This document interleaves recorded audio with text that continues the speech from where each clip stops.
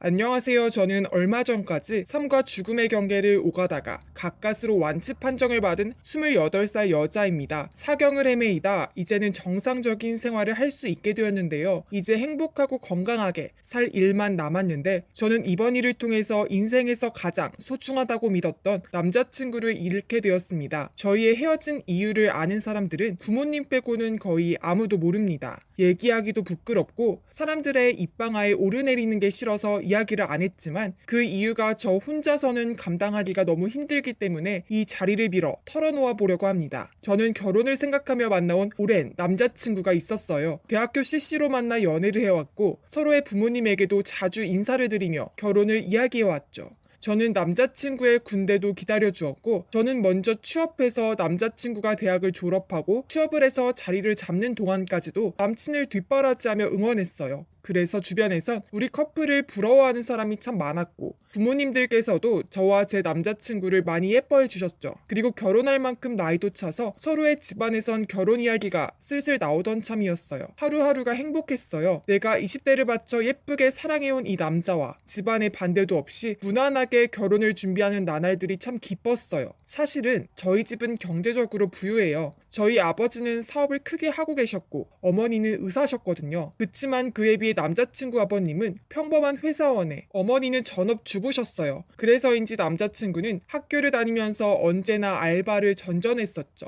집안 차이가 나는데도 오래 사귀다 보니 처음엔 남친을 못마땅해 하셨던 저희 부모님도 허락을 해주신 거였죠. 사건이 벌어진 건 신혼집을 알아보러 나갔던 날이었어요. 감사하게도 저희 아버지께서 저희 신혼집을 매매로 사주신다고 하셔서 남친도 또 저도 신이 났었어요. 남친을 만나러 가기로 했는데 남친이 차를 가지고 온다고 해서 저는 오랜만에 대중교통을 이용하려고 했죠. 오랜만에 버스를 타고 약속 장소에 도착해 길을 건너던 순간 졸음운전을 한 트럭에 치여 몇 미터를 날아갔대요. 물론 저는 차에 치인 후 의식을 잃어 아무것도 기억이 나질 않네요. 눈을 떠보니 2달이라는 시간이 흘러 있었고 저는 팔다리가 다 산산조각 나버린 채로 병원 중환자실에 누워 있었습니다. 의식이 깨어난 저는 그제서야 온몸이 부서지는 고통에 괴로워했어요. 어느 정도 정신이 들고 나서야 저는 깨달았어요. 내 인생 얼마 남지 않았구나 하고요. 제가 중환자실에 있다 보니까 남자친구도 자주 오지는 못했지만 틈나는 대로 제게 찾아와 제 손을 잡아주었어요. 항상 이런 이야기를 했네요. 네 마지막은 내가 지켜줄게. 의아했어요. 보통 이런 경우에 넌 일어날 거야. 넌 꼭 완치할 거야. 뭐 이런 이야기를 할 것 같은데 말이죠. 어쨌든 저도 상태가 안 좋았기 때문에 남친이 뭐라고 하든지 상관없었어요. 그걸 신경 쓰기엔 제 몸이 일단 너무 아프고 안 좋았기 때문이었죠. 당연히 예정되었던 결혼은 기약이 없어졌어요. 당장 제가 생사를 오가는 중이었기 때문에 누구 하나 결혼 이야기를 먼저 꺼낼 수가 없던 거였죠. 그런데 저에게 먼저 결혼을 진행하자고 했던 것은 바로 남자친구였습니다. 저희 부모님은 남친에게 차마 아무 말도 하실 수 없었고 남친 집에서는 난리가 났었대요. 당장 언제 죽을지도 모를 저랑 결혼을 어떻게 하느냐면서요. 식 올리자마자 호라비 신세가 되고 싶은 거냐고 엄청 혼을 내시면서 이젠 제 병간호도 가지 말라고 하셨다네요. 그렇지만 남친은 꿋꿋하게 제가 어떻게 되더라도 상관이 없다고 그냥 당장은 저랑 혼인신고라도 하고 부부의 연을 맺겠다고 했네요. 그렇게 매일 남친이 부모님과 씨름을 하는 동안 저는 또 한 번 청천벽력 같은 이야기를 듣게 되었어요. 점점 정신이 돌아오길래 제 몸 상태도 호전되는 줄로만 알고 있었는데 장기가 많이 파열돼서 걷잡을 수 없다는 말이었어요. 사실상 1년을 넘기기가 어려울 것 같다는 담당 의사의 말이었죠. 저희 엄마도 의사시니까 제 상태를 아무래도 잘 알고 계시는 듯 했어요. 제가 살 날이 얼마 남지 않은 시한부라는 걸 알게 되었고 저는 남친한테 일부러라도 차갑게 대할 수밖에 없었죠. 남친은 모든 게 다 괜찮다고 했지만 저는 일부러 네 남은 인생을 생각해. 지금 감정 때문에 억지로 나랑 결혼할 필요는 없어. 난 곧 죽고 사라질 사람이지만 너는 호적에 나랑 결혼했던 증거가 남잖아. 네 인생은 나보다 훨씬 더 길 텐데 나중에 후회할지도 몰라. 저는 혼자 남을 남자친구를 위해서 달래보았지만 남친은 요지부동이었어요. 무조건 너랑 결혼하겠다고. 중환자인 저를 끝까지 간호해주다가 저를 보내주어도 남친에게 너무 미안한 일인데 남친은 끝까지 저랑 혼인신고하고 부부로 인정받고 싶다고 말을 합니다. 결국 저와 부모님들은 남친의 강한 태도에 두 손 두 발을 다 들었고 결혼을 진행하기로 했어요. 저는 죽음이 코앞에 온 저를 사랑한다고 말하며 제가 입을 웨딩드레스를 골라주는 남자친구가 너무나도 고마웠어요. 사고가 나기 전에 계약하기로 했던 신혼집 아파트를 구입했고 보통 예비 부부들이 하듯이 혼수와 가전을 사드리고 결혼 준비에 들어갔습니다. 아무래도 저와 결혼하고 난 후에 제가 죽어버리면 남친이 겪게 될 상황들이 너무나 많기 때문에 결혼 비용은 일체 다 저희 집에서 부담하게 되었어요. 남친 쪽에서도 그렇게 해주길 원하셨고요. 결혼을 한다는 설레임에 제 상태는 꽤나 호전이 되어서 저는 일반 병실로 옮길 수 있게 되었어요. 혹시나 했지만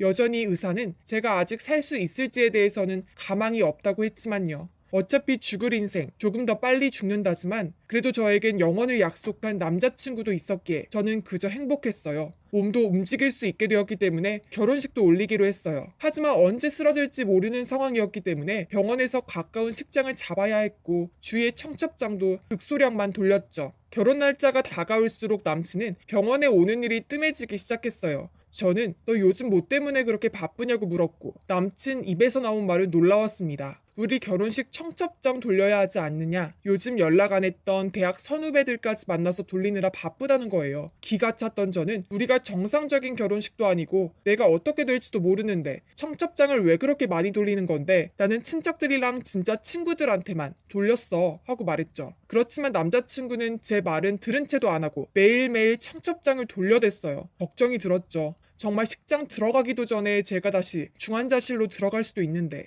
그렇게 되면 청첩장을 받은 하객들에게 민폐라는 생각이 들어서 이걸 어찌해야 하나 고민하고 있었죠. 그러던 차에 대학교 후배 한 명에게 갑자기 연락이 온 겁니다. 언니, 몸이 많이 안 좋다고 들었는데 결혼 예정대로 한다며 괜찮겠어? 그러면서 얼마 전에 제 남자친구에게 연락을 받아서 나간 술자리에서 있었던 이야기를 들려주었습니다. 언니, 정말 이 결혼 다시 생각해봐. 오빠가 아니라 언니를 위해서 하는 말이야. 이게 무슨 소리냐고 물었더니 남친은 그날 오랜만에 술에 잔뜩 취해서 몇몇 후배가 있는 자리에서 저에 대한 진심을 이야기하고 말았답니다. 말인즉슨 다들 남친을 걱정하며 이 결혼 꼭 해야 되겠느냐며 대학 후배들이 걱정을 해주자 남친은 웃으면서 걱정하지 마. 이 결혼 다 나를 위해서 하는 거야. 사실 이 결혼 남는 장사야 라고 했다는 겁니다. 결혼하면 여자친구한테 좋지. 어차피 죽는다면 결혼은 해보고 죽는 게 더 낫지 않겠냐면서 여친은 결혼하고 죽고 나는 여친을 위해 헌신한 남자친구 이미지도 없고 무엇보다 장인께서 신혼집으로 서울의 아파트도 사주셨는데 이게 공동명의거든. 그런데 여자친구 1년 안에 죽으면 자동으로 그 아파트 내 거 되는 거잖아. 일종의 위자료 같은 거지. 나도 남는 장사야 라고 했다는 거예요. 저는 그 말을 듣는 순간 하늘이 노래지고 숨이 가빠오기 시작했습니다. 나와의 결혼을 사랑이 아니라 오직 자기 이득을 위해서 하려고 한 거였다니요. 내 앞에선 그렇게 눈물을 뚝뚝 흘리며 날 지켜주겠다고 가식을 떨더니만 결국 저랑 결혼하는 이유가 아파트 한 채 공짜로 받으려고 꾸민 연극이었다는 걸 알고 나서 저는 건강이 급속도로 안 좋아지게 되었습니다. 그렇지만 후배의 말은 여기서 끝이 아니었네요. 언니, 오빠가 정말 그런 사람인 줄 몰랐는데 돈 때문에 정신이 돌아버린 것 같아. 아파트 값은 그래. 사람이니 욕심이 날 법도 한데 언니랑 혼인신고만 하는 게 아니라 결혼식까지 무리해서 올리려는 이유가 뭔지 알아? 결혼식에 들어올 축의금, 그리고 언니가 죽으면 들어올 부의금, 그리고 남편이니까 받게 되는 보험금까지. 저는 후배의 말을 다 듣지도 못한 채 전화를 끊고 엉엉 흐느껴 울었습니다. 나와 결혼하겠다고 바득바득 우긴 이유가 아파트와 그깟 돈이었다니. 혼인신고만 해도 괜찮다고 했는데 그래도 일생에 한 번인 결혼식인데 약소하게라도 식을 올리자고 하면서 뒤에선 축의금 받을 생각으로 미친듯이 청첩장을 돌리고 있었다니요. 어쩐지 청첩장을 2,000장이나 뽑겠다고 하더라고요. 저는 배신감에 병실에서 남친의 면회도 거절하고 혼자 멍하니 앉아 있었네요. 제일 믿었던 만큼 분노가 치밀었어요. 이내 마음을 가다듬고 어떻게 해야 그에게 복수를 할 수 있을지를 생각해 보았습니다. 예정대로 결혼식은 취소하지 않고 진행했어요. 다만 신부 쪽 가족들과 하객들은 한 명도 나타나지 않은 엽기스런 결혼식이 되었죠. 결혼식 전에 저는 가족들과 친구들에게 모든 사실을 알렸고 결혼식은 진행하되 저는 나타나지 않겠다. 이게 내가 할 수 있는 최선의 복수라고 이야기를 했죠. 아무리 기다려도 신부가 나타나지 않자 당황한 남친은 전화기에 불이 나도록 전화를 해댔어요. 그리고 문자로 너 미친 거 아니야? 어떻게 이렇게 내 뒤통수를 쳐? 라며 쌍욕을 보내왔어요. 걱정이 아니라 쌍욕을 먹은 저는 너야말로 내 뒤통수 칠 생각에 신났었니? 라고 반문했고 남친은 그제서야 자신이 꾸민 일이 들통났다는 것을 알게 되었죠. 저는 제발 용서해달라는 남친에게 어차피 죽을 시한부 인생인데 용서를 왜 구하니? 내 아파트랑 보험금이 그렇게 탐났니? 미안하지만 너 내 건 아무것도 가져갈 수 없어. 우린 부부도 뭣도 아니니까 하고 소리를 질렀어요. 그렇게 1년 정도가 지났고 남친은 온갖 군데에 청첩장을 다 돌린 터라 저와의 이야기가 소문이 쫙 나버려서 어떤 모임에도 나오지 못하고 있다고 들었네요. 그리고 지금의 저는 더 이상 시한부가 아니에요. 남친과 헤어진 후 악에 바친 저는 죽기 싫어서 치료도 참 열심히 받았고 결국 놀랍게도 저는 시한부 인생에서 벗어나 재활치료 중이에요. 저는 이제 남친과의 악연을 털어버리고 새로운 인생을 시작했습니다. 남친은 회사에서도 도망치듯 그만두고 쥐죽은 듯이 살고 있다네요. 저는 재활치료가 끝나면 다시 회사에 복직을 할 거고 결혼도 꿈꾸려고 합니다. 사실 재활을 도와준 의사와 좋은 만남을 시작하게 되었거든요. 이 의사는 저희 엄마의 대학 후배로 능력도 있고 성품도 훌륭한 남자예요. 지독한 전 남친을 떠나보내고 난 후에 저의 아픔을 다 끌어안아준 사람입니다.